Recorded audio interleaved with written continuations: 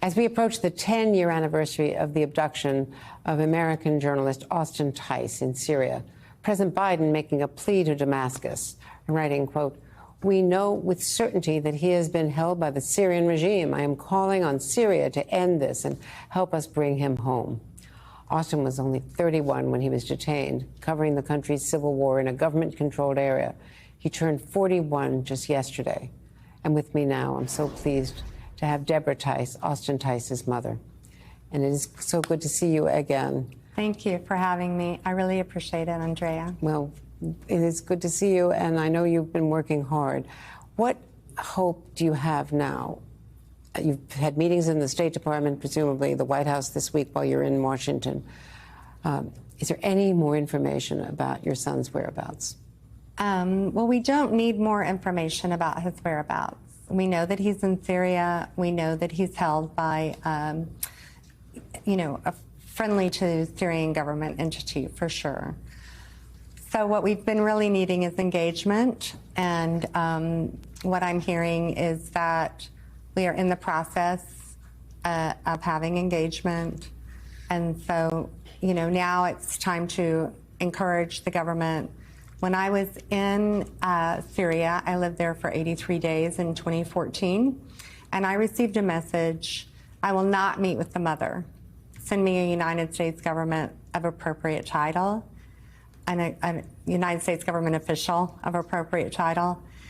And so what we need now is to make sure that we send someone to this meeting of appropriate title that has the ability for sustained engagement.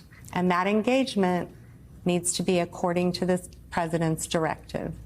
And he said, meet with the Syrians, listen to them, find out what they want, work with them. President Biden had made this directive. You want to see it followed up. Exactly.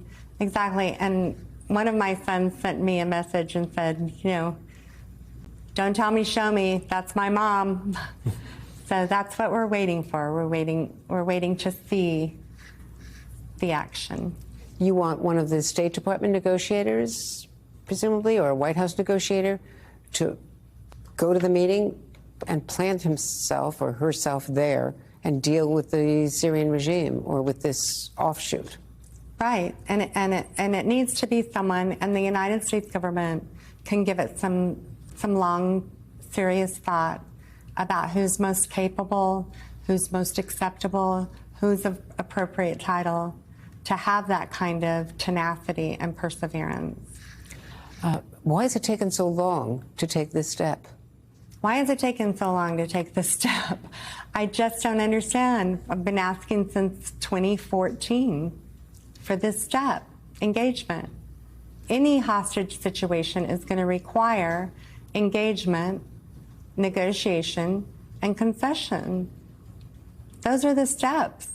And if they're not taken, you're leaving someone hostage. And you see all of the focus, understandably, on Brittany Griner, Paul Whelan now, and others who are being held in Russia, imprisoned in Russia.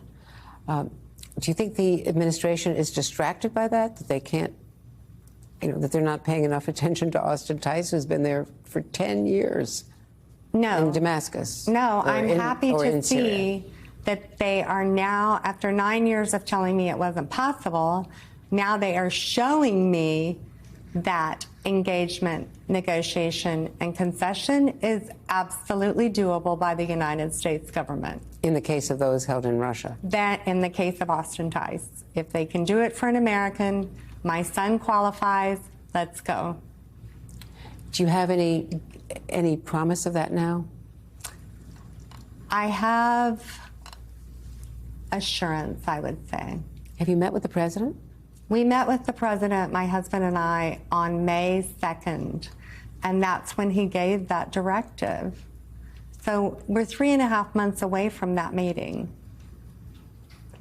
3.5 months, Andrea, to get a meeting.